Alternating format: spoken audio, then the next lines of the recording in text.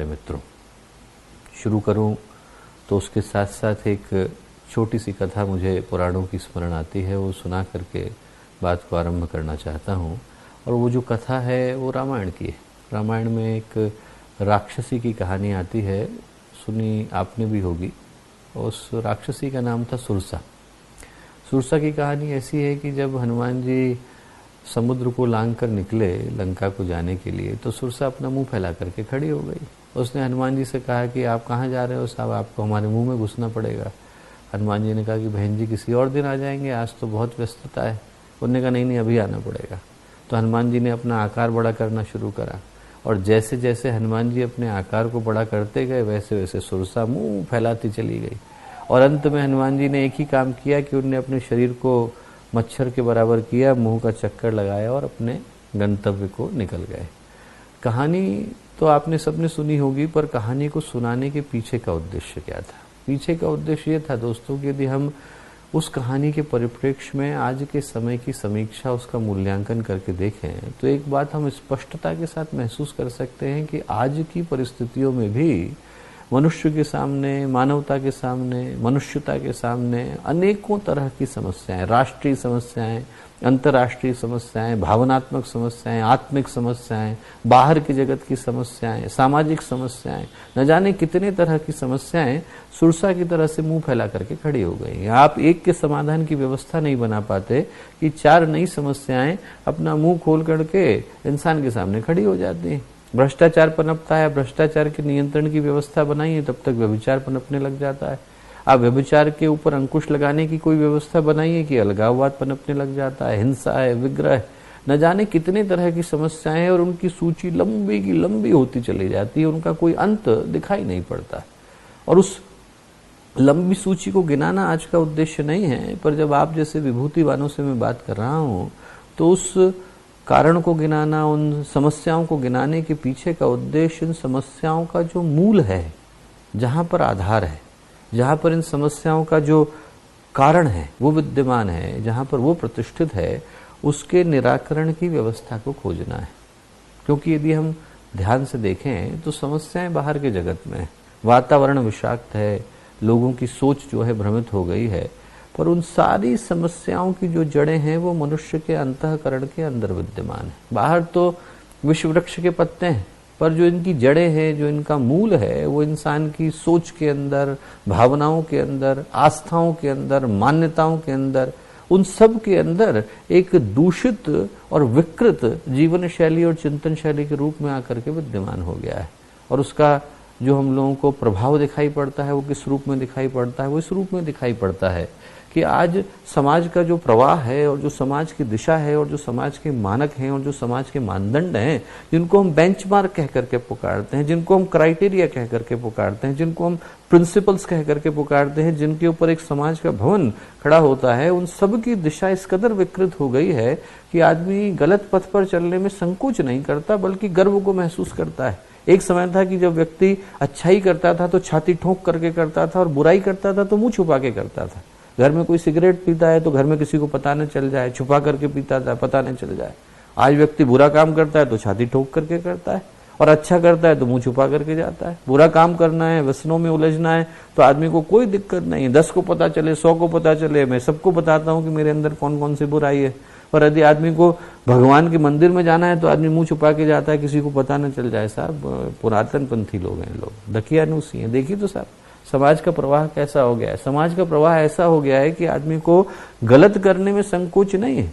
एक समय था कि व्यक्ति सादगी को, सज्जनता को, ईमानदारी को बड़े गर्व के साथ देखता था कि हमारे परिवार में एक ऐसा व्यक्तित्व है जो ईमानदारी का पालन करता है, कर्तव्य परायणता का पालन करता है। आज यदि व्यक्ति करे तो बाकी के लोग हे दृष्टि से देखते हैं। देखो साहब, ये जमाने के साथ चलना नहीं सीख पाए, भी प्रैक्टिकल नहीं हो पाए।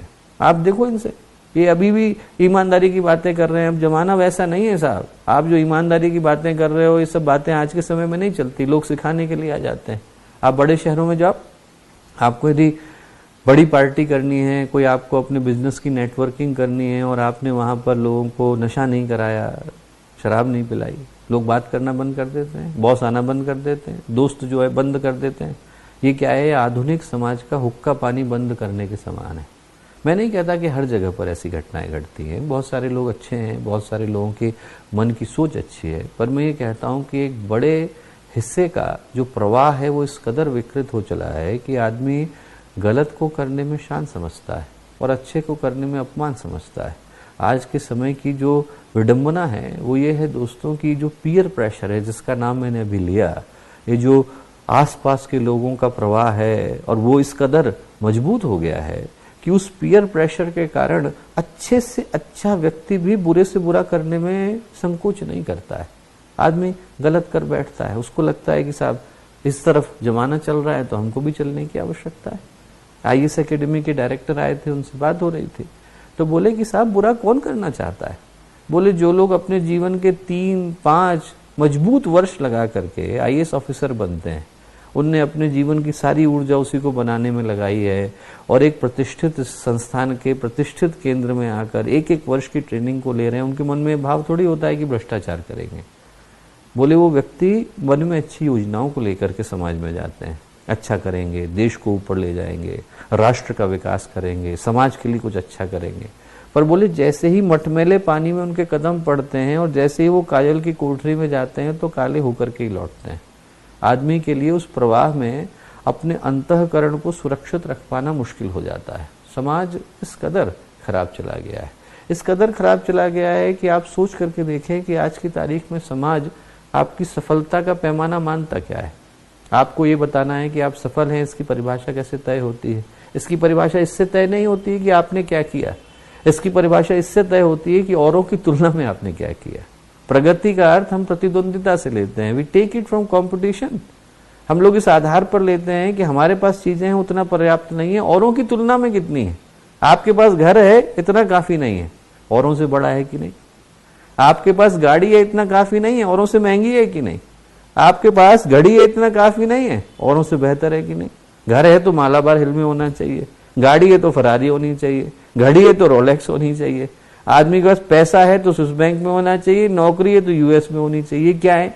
ये समाज के सर्टिफिकेट हैं जो समाज आपको देता है आपके मन के सुख और शांति के लिए। मजेदार बात है, शांति अंदर है, सर्टिफिकेट बाहर से मिल रहा है। आदमी की कैसी विडंबना आ गई है कि आदमी को हो सकता है कि आपको लगता हो कि हम तो 2 रोटी और दाल में सुख से रह लेंगे, हमें क्या टेंशन है। समाज कहेगा नहीं नहीं, 2 रोटी और दाल आपको खानी है तो अमेरिका में जाके खाओ, यहां नहीं खानी है आपको। यहाँ की 2 रोटी और दाल में क्या रखा है। ये समाज आपको सर्टिफिकेट देता है और इसलिए व्यक्ति का जीवन भागदौड़ में बदल जाता है। आंतरिक तृप्ति को समाज कहता है एक तरफ रखो भाई, आंतरिक संतोष को इस तरफ हटाओ आप। बाहर की भेड़ चाल में आपको गोल्ड मेडल मिला कि नहीं मिला, आपको उस भेड़ चाल में गोल्ड मेडल लेना है। छोटे छोटे बच्चे को भी लोग यही सिखाते हैं, देख बेटा तुझे बड़े होकर अमेरिका जाना है, तुझे वहां से ये लाना है, तुझे बिजनेस में अपने आप को स्थापित करना है। अभी तो बच्चे का जीवन शुरू नहीं हुआ, लोग अपनी कामनाएं और अपनी तृष्णाएं उसके ऊपर लादना शुरू कर देते हैं और जिंदगी इससे पहले कि वो समझ पाए एक दौड़ में बदल जाती है और फिर शांति हाथ से विदा हो जाती है। हमें स्मरण है, हम लोग एक बहुत प्रसिद्ध उद्योगपति के यहाँ गए और बहुत बड़ा घर है उनका, न जाने कितने कमरे उसके अंदर हैं, और बड़ा दुखी परिवार, इतना दुखी परिवार कि उनके 2 बच्चे, करोड़ों वो कमाते होंगे, 2 बच्चे, उसमें से जो छोटी बच्ची थी वो उसी घर में रहती थी पर बात नहीं करती थी माता पिता से, और जो लड़का था उसको वो 24-24 हजार डॉलर हर हफ्ते भेजते हैं तब भी बात नहीं करता। और दोनों पति पत्नी बहुत दुखी, बहुत ज्यादा उनके मन में कष्ट कि साहब कोई बात करने को नहीं है, अकेला अकेला लगता है, किसी के साथ भावनाएं साझा नहीं कर सकते। गुरुदेव का फोटो लगा था तो उनसे पूछा कि गुरुदेव से आपकी मुलाकात कब हुई। बोले 71 में हम लोग आए थे, 72 में तो गुरुदेव को प्रणाम करके आए। ठीक है, क्या कहा गुरुदेव ने? बोले थोड़ी देर की बातचीत हुई। मैंने कहा आप बताइए तो क्या बातचीत हुई? बोले हमने गुरुदेव के पैर छुए तो गुरुदेव बोले कि बेटा मैं तुझको सुख शांति दूंगा। बोले नहीं पैसा दीजिए। गुरुदेव बोले बेटा मैं तुझको सुख शांति दूंगा। बोले नहीं साहब पैसा दीजिए। तीसरी बार गुरुदेव ने कहा कि बेटा मैं तुझको सुख शांति दूंगा। बोले नहीं साहब पैसा दीजिए। तो गुरुदेव रुके, बोले ठीक है ले जा। पैसा मिला, शांति नहीं मिली। आदमी भागता उन चीजों के पीछे है जहां पर संतोष आज तक किसी को मिला ही नहीं। बाहर की भेड़ चाल में व्यक्ति उन चीजों के पीछे पड़ जाता है जो जीवन में शांति का, तृप्ति का, तुष्टि का आधार कभी रही ही नहीं और कभी हो भी नहीं सकती। कितने आश्चर्य की बात है, आप सोच करके देखें कि व्यक्ति हो सकता है कि उसको चाहत सिर्फ इस चीज की हो कि कोई उसको प्यार से 2 मिनट बैठ करके बात कर ले। हो सकता है कि उसकी भावनाएं सिर्फ इतने में तृप्त हो जाती हों कि कोई उसको प्रेम से 2 बोल बता दे, पर जो समाज की दौड़ है वो उसको ऐसे जंजाल में उलझा देती है जहां पर आदमी भागता तो जिंदगी भर है पर पाता कुछ नहीं। जबकि इस भारत की भूमि में जो सफलता की परिभाषा थी वो किसी और आधार पर लिखी जाती थी। आप स्मरण करके देखिए, हम लोग जब अपने शास्त्रों को पढ़ते हैं, आख्यानों को पढ़ते हैं, तो उनमें सफलता की परिभाषा किस आधार पर तय होती है? इस आधार पर तय होती है कि व्यक्तित्व का उत्कर्ष हो पाया कि नहीं, मानवता की पराकाष्ठा उसके अंदर आ पाई कि नहीं, भावनाओं की समृद्धता आ पाई कि नहीं, चिंतन की उत्कृष्टता आ पाई कि नहीं, तप, ज्ञान, योग की प्रखरता आ पाई कि नहीं। और जब तक ये गुण इस देश में सफलता का और प्रगति का पैमाना हुआ करते थे, तब तक संस्कृति है, संस्कार है, सहयोग है, सद्भाव है, सद्कामनाएं हैं, सत्प्रवृत्तियां हैं, सदकर्म है, ये इस देश की मिट्टी में घुले मिले थे।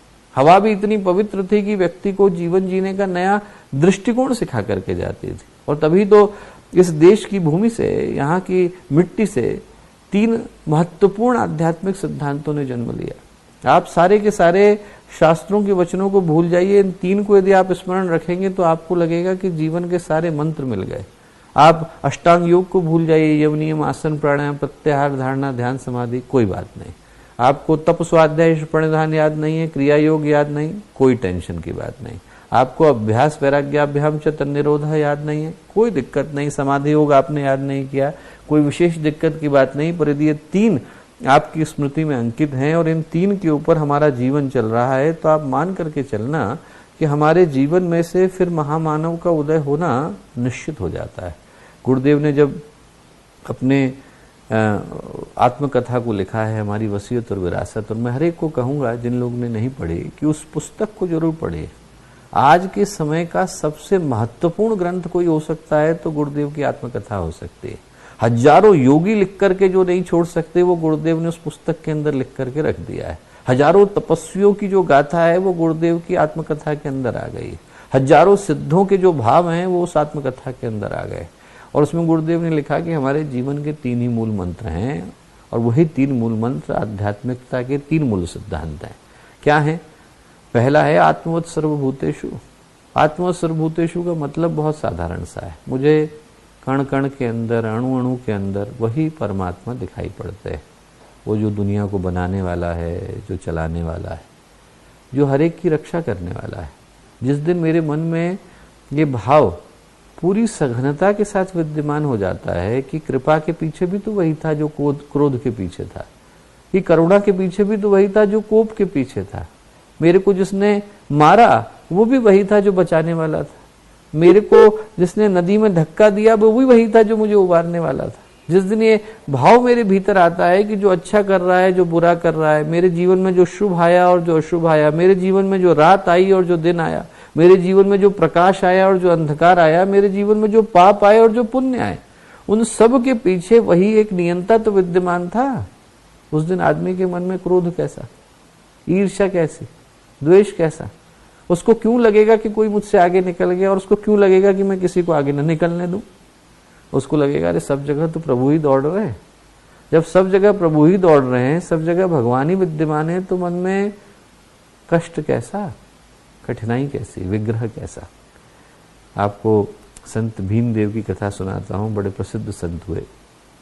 आसपास के जो पंडित वहां रहा करते थे उनको बड़ी ईर्ष्या होती थी उनसे। उनको लगा कि ये जो संत हैं इनके यहाँ तो बहुत लोग आते हैं। उनने कहा कि इनको मारने के लिए लोगों को भेजा जाए, एक हत्यारे को भेजा। संत भीमदेव बैठे थे, हत्यारा आया, उसने तलवार उठाई कि मारेंगे, रात के अंधेरे में आया, और जैसे ही उसने खड्ग उठाई, संत उठे और उनने उठ करके हत्यारे के पैर छुए। हत्यारा बोला अरे हमारे पैर क्यों छू रहे हैं आप? बोले अरे तुम्हारे कौन छू रहा है, हम तो उस भगवान के पैर छू रहे हैं जो तुम्हारे वेश में आज हमें ले जाने के लिए आया है। बोले तुम्हें जानता भी नहीं। बोले मैं तो उस भगवान को जानता हूं जो कण कण के अंदर विद्यमान है, और कितना अच्छा लग रहा है, आज आपका रूप धर करके आया है, पैर छुए। पैर छुए तो हत्यारे के हाथ से खड़गी गिर गई। जिसको कण कण में भगवान दिखता है उसका न कोई शत्रु और न उसका कोई अपमान करने वाला। हर जगह पर उसको भगवान दिखता है। जब हर जगह पर भगवान दिखते हैं तो यहाँ पर दधीची पैदा होते हैं। दधीची ने अपनी हड्डियां, अपनी अस्थियां वज्र बनाने के लिए दिए, निश्चित रूप से बड़ी बात है, पर उससे भी बड़ी बात है कि उनने उस इंद्र को दी जो इंद्र दधीची की गर्दन को काट करके ले गए।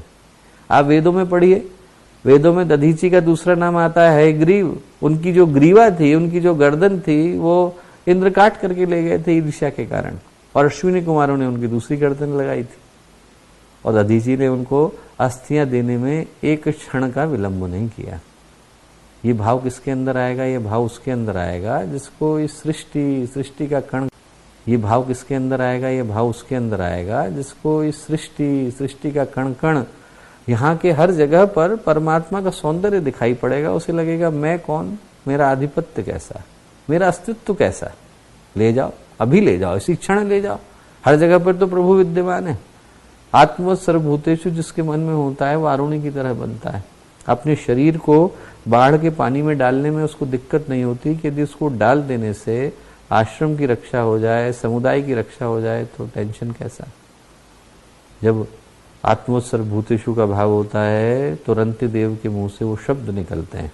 जब 48 दिन का उनने उपवास रखा और अन्न जल ग्रहण नहीं किया और उसके बाद फिर पानी बरसा, और जब पानी बरसा उनके अनुष्ठान की सफलता पर, और वो राजा थे उस राज्य के, तो एक वहाँ पर विद्वान आए और वो 4 रोटी लेकर और 1 गिलास पानी लेकर के बैठे थे, ये अनुष्ठान तोड़ा जाए। विद्वान ने कहा साहब भूखा हूँ, पहली रोटी उनको दी। शमशान का रखवाला आ गया, मैं भी भूखा हूँ, दूसरी रोटी उनको दी। बोले मेरे 4 कुत्ते हैं, उनने भी तो नहीं खाया है, बाकी की 2 रोटियों के 4 टुकड़े करे उनको दिए। एक और व्यक्ति आ गया, प्यासा हूँ, रंतिदेव ने पानी उनको दिया। वो जो व्यक्ति था वो इंद्र बन करके प्रकट हुआ और बोला कि साहब आप जो रंतिदेव राजा है, आपका इतना ज़्यादा पुण्य बढ़ गया है कि पूरा स्वर्ग का साम्राज्य आपका हो गया, और उसके लिए भी आपको मरने की प्रतीक्षा नहीं करनी है, जीते जी आप स्वर्ग जा सकते हैं। इतना पुण्य है, आपके कर्म ही आपको उठा करके ले जाएंगे। उनने कहा कि मैं स्वर्ग जा करके क्या करूँगा, स्वर्ग में क्या होता है? बोले स्वर्ग में भोग हैं, ऐश्वर्य है। बोले वो सब तो ठीक है, दुखियों के दुख दूर करे जा सकते हैं। बोले नहीं साहब। तो रंतिदेव क्या बोले, न तो हम कामे राज्यम न भोग्यम न पुनर्भवम कामे दुख तप्ता नाम प्राणी नाम आर्तनाशनम। न मुझे स्वर्ग की कामना है, न भोग की कामना है, न पुनर्जन्म की कामना है। एक ही कामना है कि जब तक दुख से पीड़ित लोग धरती पर हो, उठा के मत ले जाना, मैं इसी धरती पर रहूंगा, यहीं को स्वर्ग बनाऊंगा। ये शब्द चाहे वो रंतिदेव के मुंह से निकले हों, चाहे वो आरुणि का कर्म हो, चाहे वो दधीची का बलिदान हो, और चाहे वो संत भीमदेव के हृदय से निकली हुई पुकार और अभिप्सा हो, ये उन्हीं के मुंह से निकल सकते हैं जिनके हृदय में भाव होता है आत्मवत् सर्वभूतेषु। आज के समय का पहला मंत्र आत्मवत् सर्वभूतेषु। हर जगह पर वही परमात्मा विद्यमान है। इस अंधकार को प्रकाश में बदल देने की सामर्थ्य उन्हीं परमात्मा के अंदर है, और बस उन्हीं से हम प्रार्थना करते हैं, हमारे अंदर आप, सबके अंदर आप, तो क्यों न संसार को स्वर्ग बना दिया जाए। दूसरा जो मंत्र वो है मातृवत परदारेषु। दूसरी जो महिला है जिसके साथ मेरा संबंध नहीं, मेरी माँ के समान है।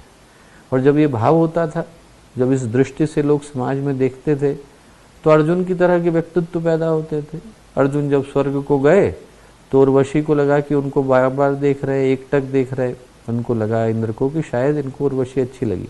उन्होंने कहा आप उर्वशी से मिलना चाहेंगे? बोले नहीं, मैं तो उर्वशी को इसलिए देख रहा हूँ क्योंकि हमारे वंश को जन्म देने वाली माँ ये हैं, इसलिए देख रहा हूँ।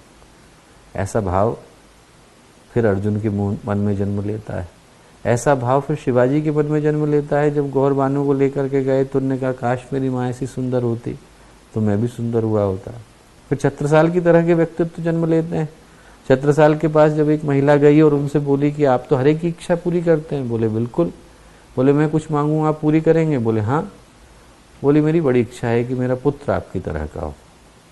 तो उन्होंने कहा यदि आपने इसलिए इस कामना को व्यक्त किया क्योंकि आपको लगता है कि मैं आपसे विवाह कर लूँ और विवाह करने के बाद जो हमारा पुत्र हो वो हो, तो बोले उसमें 50% चांस है, 50% संभावना है कि हमारा जो पुत्र होगा वो मेरी तरह का होगा, 50% है कि आपकी तरह का होगा। पर बोले यदि आप अभी के अभी मुझको अपना पुत्र मान लो तो ये 100% संभावना है कि जो हमारा पुत्र होगा, जो आपने पुत्र मुझको माना, तो छत्रसाली हुआ। बहन का जो है सिर नीचे झुक गया। ये क्या भाव है? मातृवत परदारेषु। जब मातृवत परदारेषु का भाव आता है तो व्यक्ति के मन में चरित्र की प्रामाणिकता जन्म लेती है।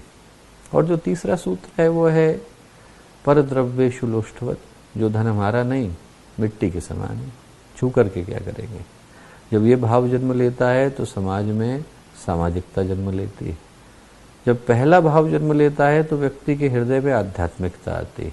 दूसरा भाव होता है तो व्यक्ति चरित्र की दृष्टि से प्रामाणिक बनता है।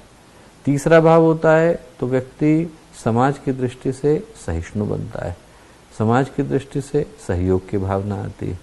ये जब भाव भारत की भूमि पर थे तो एक से एक बढ़कर के व्यक्तित्व जन्म लेते। और जब से वो भाव विदा हुए दोस्तों, तब से क्या दुर्भाग्य घट गया। आज की तारीख में कोई बहन सड़क पर छिड़ रही हो तो दुर्व्यवहार को रोकने के लिए कोई भाई तो नहीं आता, पर कसाई चार जरूर खड़े हो जाते हैं।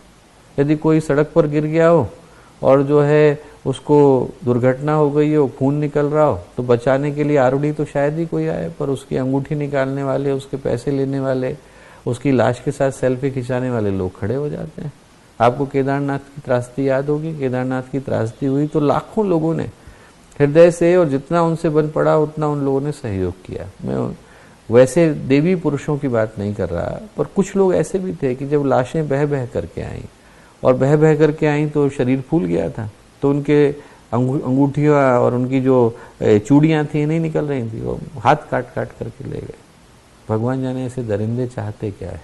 जब आप ऐसी घटनाओं को पढ़ते हैं तो प्रश्न उभरता है कि आखिर इंसान का दिल पत्थर का हो गया है क्या? क्या उसके दिल में खून की जगह पर विष बहता है, या उंगलियों की जगह पर खंजर निकल आए कि आदमी दूसरे को गाड़े बगैर चैन से नहीं बैठेगा? यदि हम कारणों के केंद्र में जाएं, जहां से मैंने बात को शुरू किया कि यदि हम समस्याओं के मूल आधार को खोजें तो जो विश्व वृक्ष की जड़ें हैं वो इंसान के अंतःकरण के अंदर विद्यमान है। आज का जो वातावरण है वो इंसान को सिखाता है परमार्थ को भूल जाइए, स्वार्थ को याद रखिए, दायित्व को भूल जाइए, अधिकार को याद रखिए, आप प्रेम को भूल जाइए, अहंकार को याद रखिए, सत्य को भूल जाइए, असत्य की रक्षा करिए, अधर्म की रक्षा करिए। और इन समस्याओं के समाधान के लिए हम लोग बाहर जाएं, शासन के पास जाएं, सरकार के पास जाएं, तो सरकार कितनी भी अच्छी हो मदद कर नहीं सकती, क्योंकि ये क्षेत्र उसका नहीं है। सरकार नियम बना देगी तो संस्कृति का मंत्रालय बन जाएगा, पर वहां से सांस्कृतिक कार्यक्रम हो सकते हैं, संस्कृति पुरुष पैदा नहीं हो सकते। वो बुद्ध, महावीर, गुरुदेव और विवेकानंद को पैदा कर पाने की सामर्थ्य नहीं रखता। वो कार्य सिर्फ आध्यात्मिक संगठनों के द्वारा संभव है। सरकार नियम बना देगी तो नसबंदी करा देगी, ब्रह्मचर्य पैदा कर पाने की सामर्थ्य थोड़ी ही। सरकार नियम बना देगी तो चोरी को चोर की सजा दिला देगी, अब परिग्रह पैदा कर पाने की सामर्थ्य नहीं। वो सामर्थ्य सिर्फ विभूतिवानों के अंदर संभव है।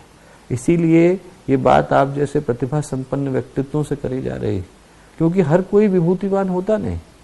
प्रतिभा और संपदा में यही अंतर है। संपदा तो सड़क पर पड़ी मिल जाती है, पैसा आदमी को सड़क पर पड़ा मिल जाएगा, लॉटरी खुलने पर मिल जाएगा, डाका डालने पर मिल जाएगा, कोई किसी के हाथ में पिस्तौल पकड़ा दे, वो किसी कनपट्टी पर ले जाके रख दे तो पैसा मिलना तो तय ही है, पर वो पैसा है। व्यक्तित्व सड़क पर पड़ा हुआ नहीं मिलता, विभूति सड़क पर पड़ी हुई नहीं मिलती, प्रतिभा सड़क पर पड़ी हुई नहीं मिलती। इसीलिए जो प्रतिभा है, विभूति है, चरित्र है, व्यक्तित्व है, वो करोड़ों अरबपतियों को छोड़ करके कबीरदास के पास आती है, वो रविदास के पास आती है, वो नामदेव के पास जाती है, वो तुकाराम के पास जाती है, क्योंकि प्रतिभा के अंदर ये सामर्थ्य है कि वो नर को नारायण में बदलती है। व्यक्तित्व का पुरुषार्थ सिर्फ प्रतिभावानों के माध्यम से संभव है। और आज के समय में जिस एक गुण की आवश्यकता प्रतिभावानों के अंदर जागने की आवश्यकता है और जगाने की आवश्यकता है, उसका नाम है ऋत। वेदों में हम पढ़े तो कहते हैं ऋतम च सत्यम च, जो ऋत है वही सत्य है, और तब सत्य से तब पैदा होता है और तब से सृष्टि होती है। उसका नाम है शौर्य, उसका नाम है पराक्रम। आदमी अंदर से डर करके बैठ गया है। तो गुरुदेव कहते हैं कि साहब ऐसे समय में जब दो बुरे लोग इकट्ठे होकर के कोई काम कर सकते हैं तो अच्छे लोग क्यों नहीं इकट्ठे हो सकते? आज की जो पुकार है, आज का जो आह्वान है, और इस महान पर्व पर जो हर एक व्यक्ति के साथ एक ही संदेश को साझा किया जा रहा है, वो यही किया जा रहा है कि इस अंधेरे के समय में डरने की आवश्यकता नहीं है, हमारे अंदर की भगीरथ को जागने की आवश्यकता है। ऋत का मतलब है शौर्य का भाव। ऋत का मतलब है ये भाव कि व्यक्ति के अंदर ये चेतना जागती है कि मैं स्वयं का कल्याण करूंगा, विश्व का कल्याण करूंगा, अपना उद्धार करूंगा, विश्व का उद्धार करूंगा। और जब व्यक्ति के अंदर ऋत की चेतना आती है तो वो बड़े गर्व के साथ, गौरव के साथ और बड़ी गंभीरता के साथ उद्घोष करता है, जो उद्घोष गुरुदेव ने शांति कुंज के प्रांगण में लिखा है। और वो कहता है वयम राष्ट्रीय जागरण पुरोहिता। वयम राष्ट्रीय जागरण पुरोहिता का क्या मतलब है? वयम राष्ट्रीय जागरण पुरोहिता का मतलब है कि 142 करोड़ को सो जाने दो आप, मैं अकेला जब तक यहां पर खड़ा हूं इस राष्ट्र को जागृत रखूंगा, जीवंत रखूंगा। जब तक हमारी जैसी सोच वाले लोग जिंदा हैं, जब तक हमारी जैसी चेतना वाले लोग जिंदा हैं, जब तक हमारे जैसे व्यक्तित्व वाले जिंदा हैं, तब तक इस राष्ट्र के ऊपर आंच नहीं आने वाली। आंधी आ जाने दो आप, तूफान आ जाने दो, जलजलों के जलजलों को आ जाने दो, कयामतों की कतारों को लग जाने दो। हम लोग जब तक यहां पर खड़े हैं, तब तक यदि यहां पर अंधेरा आएगा तो दीपक के तले ही स्थान पाएगा। इस विश्व के उद्धार की गाथा इस जगह के समर्पण से लिखी जाने वाली है। आज के समय का आह्वान है वयम राष्ट्रीय जागरण पुरोहिता। समाज को बदलने के लिए व्यक्ति खड़ा हो, उस भाव को लेकर के खड़ा हो जिस भाव को लेकर के वो इस पवित्र संगठन का हिस्सा बना था। जो जागृतिवान है वो सब खड़े हों, अंदर की आवाज को सुने, गुरुदेव की आवाज को सुने, महाकाल की पुकार को सुने, माँ गायत्री के आह्वान को सुने, वंदनीय माता जी के समर्पण को सुने, हजारों लाखों कार्यकर्ताओं के समर्पण की पुकार को सुने, न जाने कितने लोगों के भावनात्मक बलिदान की कहानी को सुने, और ये सुनकर के याद करें कि हम लोग क्यों इस प्रवाह का हिस्सा बने थे ताकि इस राष्ट्र को, संस्कृति को, समाज को इसके उल्टे हो चले प्रवाह को सीधा कर सके। और वो शौर्य व्यक्ति के अंदर जब जागता है तो समाज को सही दिशा दे करके जाता है। गुरु गोविंद सिंह की कहानी आप याद करिए। गुरु गोविंद सिंह की कहानी क्या है? गुरु गोविंद सिंह की कहानी यह है कि उनके 2 बच्चे थे जिनको जिंदा चलवा दिया औरंगजेब ने। तीसरा जो बच्चा था वो युद्ध में मारा गया। चौथा बच्चा छोटा सा था, बहुत छोटा। वो भाग करके आया युद्ध के मैदान से। भाग करके आया तो गुरु गोविंद सिंह ने कहा कि क्यों आए? उन्होंने कहा प्यास लगी थी।